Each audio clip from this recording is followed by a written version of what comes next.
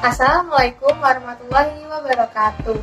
Perkenalkan, nama saya Rahmanita Maharani, NPM 207520063. Mata kuliah Akuntansi Pengantar, Program Studi D3 Akuntansi B, Jurusan Ekonomi dan Bisnis Politeknik Negeri Lampung. Kali ini, saya akan memberikan video pembelajaran mengenai laporan laba rugi. Selamat menonton. Pengertian laporan laba rugi. Laporan laba rugi merupakan suatu laporan yang menunjukkan kinerja keuangan perusahaan pada periode tertentu. Laporan inilah yang menjadi salah satu penghubung antara dua neraca dalam periode yang berurutan. Fungsi laporan laba rugi. 1. Memberikan informasi mengenai jumlah total pajak yang harus dibayarkan. 2. Memberikan informasi mengenai kondisi perusahaan, apakah memperoleh laba atau merugi. 3.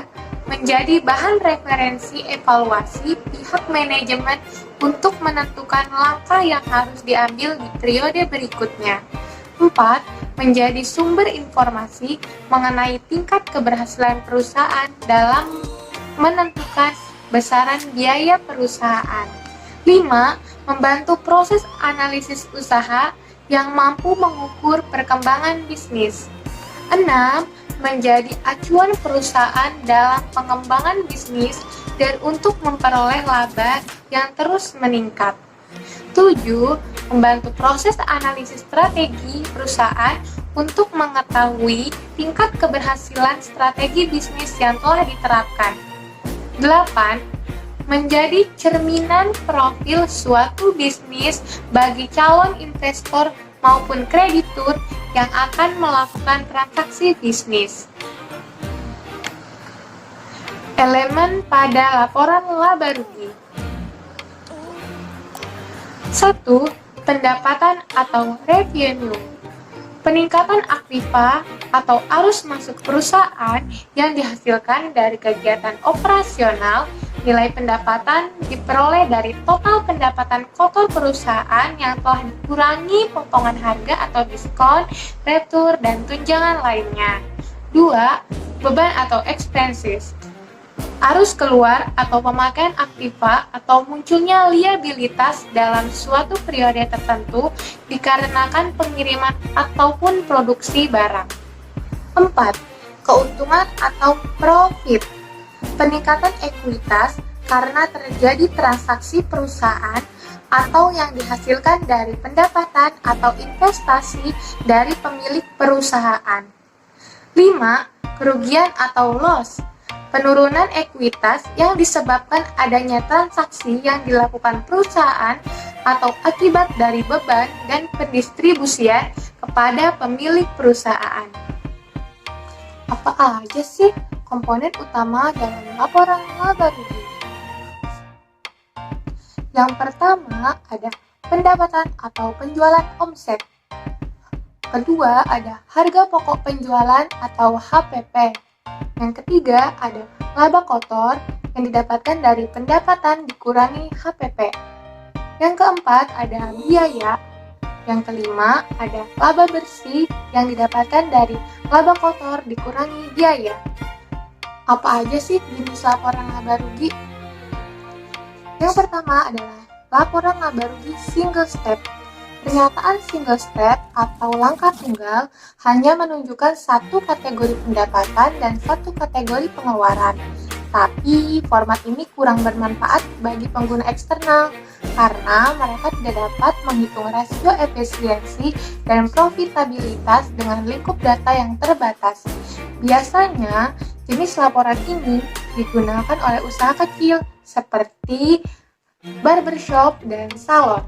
Yang kedua adalah laporan laba rugi multiple step. Laporan multiple step atau multi langkah, akuntan harus memisahkan akun biaya ke dalam akun lain yang lebih relevan, lebih mendetail, dan dapat digunakan berdasarkan fungsinya. Beban pokok penjualan, biaya operasi, dan non-operasional dipisahkan dan digunakan untuk menghitung laba kotor, laba operasi, dan laba bersih.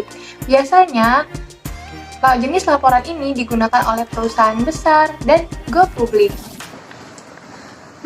Gimana ya cara menyusun laporan laba rugi? Kawan-kawan tahu nggak? Nah, yang pertama, buat terlebih dahulu jurnal transaksinya. Apabila berhubungan dengan laba rugi, gunakan akun-akun seperti pendapatan, beban, dan biaya lainnya. Kedua nih, tampilkan kegiatan transaksi ke dalam buku besar. Ketiga, dalam rangkaian siklus akuntansi, laporan laba rugi disusun setelah laporan neraca saldo dan setelah menyusun kertas kerja atau neraca lajur.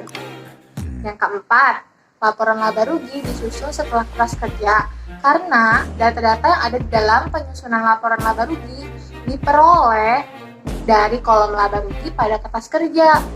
Untuk menyusun hanya perlu mengutip dari seluruh saldo pada akun pendapatan dan beban yang terdapat dalam kolom laba rugi. Yang kelima, sebelum menyusun laporannya, ketahui dulu format yang disajikan. Di atas laporannya nih, harus menuliskan identitas atau nama perusahaan, jenis laporan laba rugi, dan periodenya. Selanjutnya nih, di bawahnya tercantum 3 komponen utama yaitu pendapatan total, beban total, dan juga laba atau rugi. Nah, ketiga komponen itu tuh jadi inti dari laporan laba rugi yang harus disajikan. Terakhir nih, yang keenam. Untuk akun pendapatan dan beban mengutip dari kertas kerja pada kolom laba rugi. Sementara komponen laba rugi merupakan selisih total pendapatan dan total beban. Jika total pendapatan lebih besar dari nilai beban, maka menjadi laba. Sebaliknya, jika total pendapatannya tidak lebih besar dari total beban, terjadi rugi. Nah, di sini aku udah punya kertas kerja atau neraca lajur. Kita lihat ya bagian kolom laba ruginya. Nah, data-data yang ada di kolom laba rugi itu kan ada pendapatan, ada beban atau biaya. Kita pindahin deh, kita buat laporan laba rugi. Nah, pertama kita tuh jangan lupa menuliskan paling bagian atas tuh ada identitas atau nama perusahaan. Terus yang kedua tuh jenisnya laporan laba rugi. Terus bawahnya laporan laba rugi itu ada si periode. Nah, terus tuh kalau kita udah bikin itu semua, nah di bawahnya kita masukin pendapatan tadi, beban, dan juga laba atau ruginya. Pertama pendapatan di total, habis itu beban di total.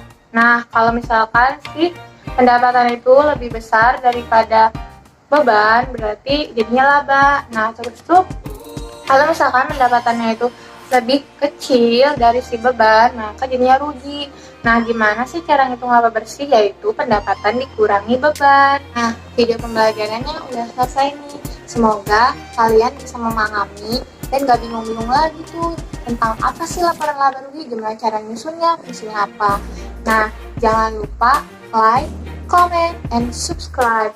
Mohon maaf jika ada kesalahan kata. Wassalamualaikum warahmatullahi wabarakatuh.